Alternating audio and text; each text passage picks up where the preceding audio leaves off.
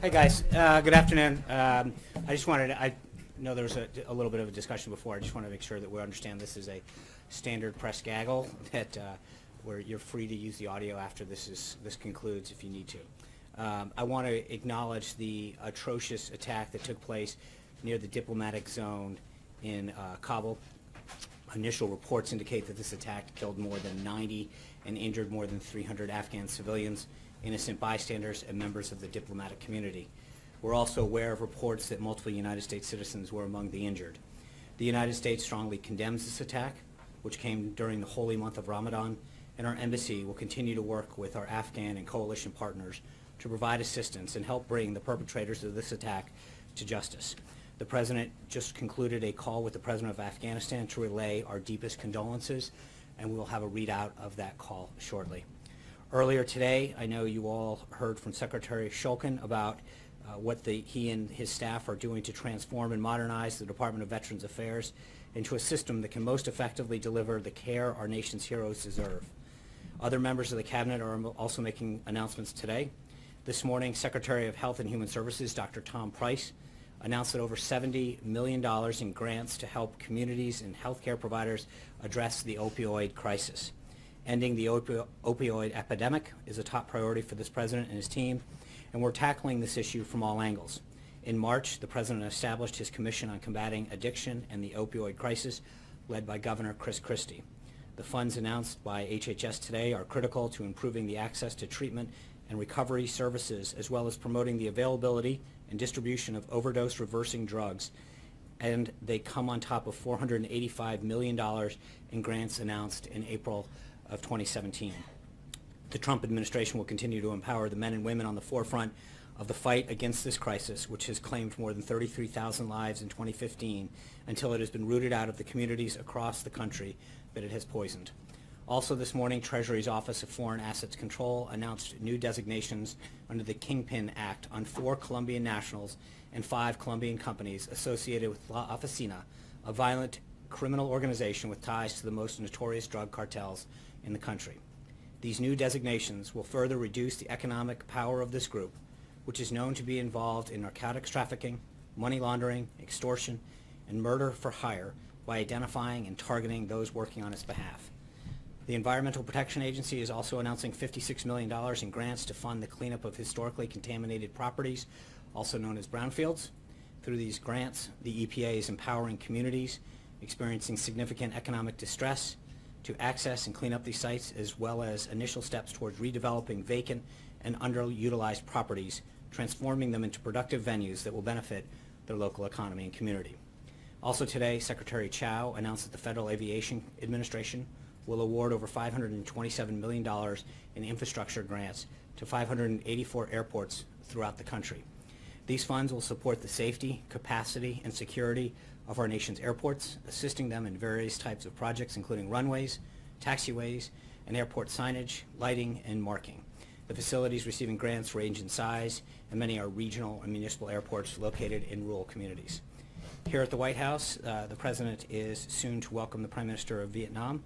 The President looks forward to discussing ways to strengthen our bilateral relationship and deepen regional cooperation, one of America's important partners in Southeast Asia.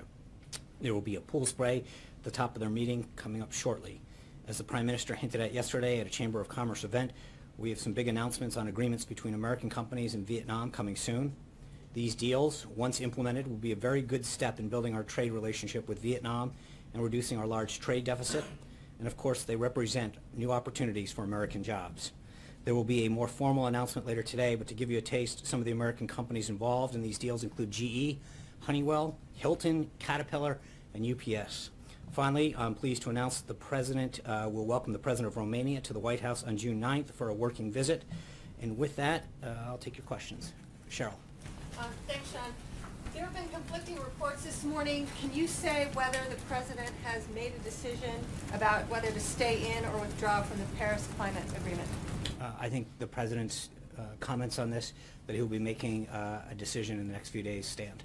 Will he have a formal cabinet meeting or a formal review before he makes that decision? That'll obviously be up to the President to decide. Hunter. Thank you, Sean. Do you think people should be concerned that the president posted somewhat of an incoherent tweet last night and that it then stayed up for hours? No. Why did it stay up so long? Is no one watching this? No, I think the president and a small group of people know exactly what he meant.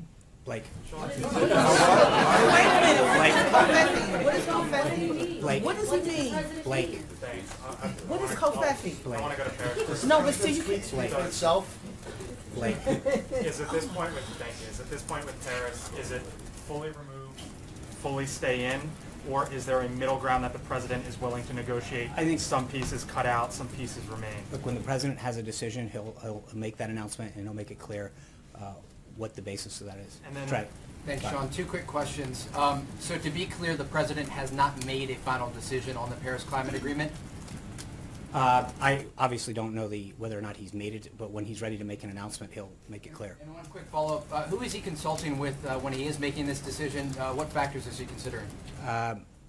He's listened to a lot of people, both here, industry leaders, as I think Director Cohen mentioned last week. He consulted with foreign leaders, but he's talked to industry leaders. He's had a lot of input, and ultimately he'll make the decision. John. Thank you, Sean. Two questions. First, yesterday you spoke very strongly and passionately about the president's commitments to human rights. Will he bring up his own strong belief in human rights with the Prime Minister of Vietnam, particularly given the very negative reports on human rights from Human Rights Watch and the State Department?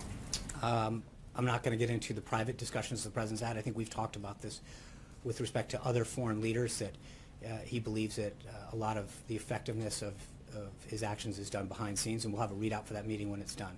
All right, my other Yeah. question Yeah, is sorry. this. Yesterday, you answered my question about the president and President Duterte of the Philippines and his war on drugs. President Duterte has also declared martial law in Mindanao in fighting terrorists and has suggested he might declare a nationwide martial law, not unlike that of the Marcos regime for 15 years. Does the president have any views? I think you should touch base with the State Department on that. Yeah.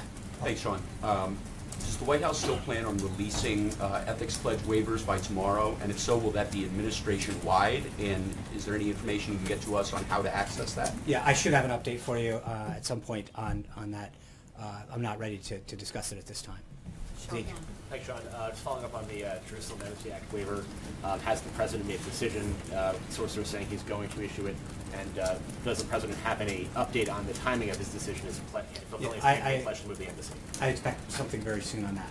And so will the president also give an explanation for why he's taking whichever action he's taking, given that this was a central campaign pledge of his? Yeah, I think once we have a decision, we'll put it out and we'll have a statement for you. Amen.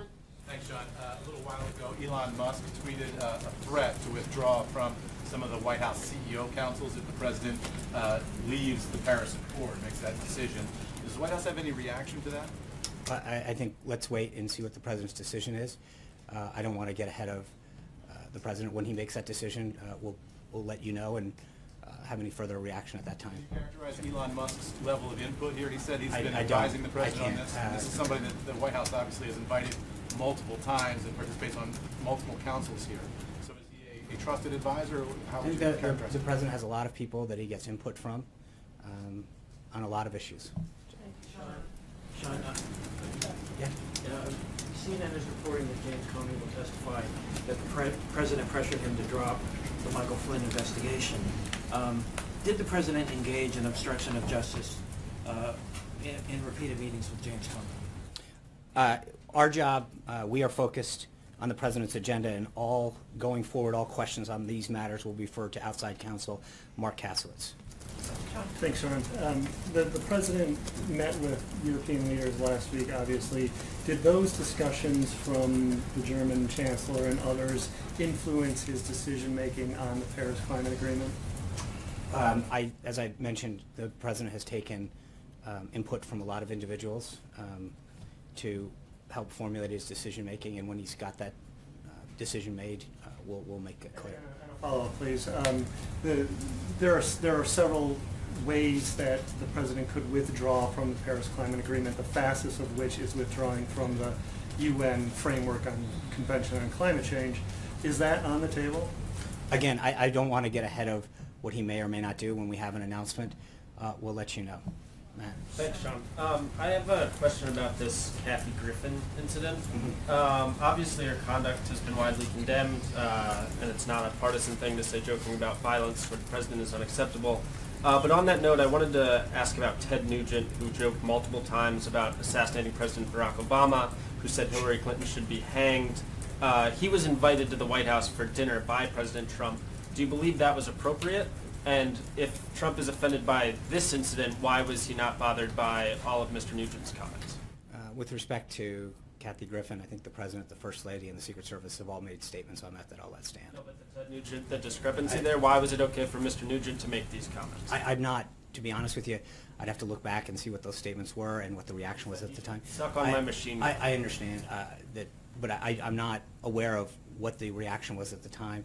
I know that the statement with respect to Ms. Griffin was acknowledged by both the First Lady, the President, and the Secret Service. But Ted Nugent Francesca. did say that, Sean. Francesca. Thank you, Sean. Thank Not to beat a dead horse here on the Paris Agreement, though. There have been several reports today that said the president is planning to pull out of the Paris Agreement. Are you saying that those reports are wrong, that he has not made a decision yet?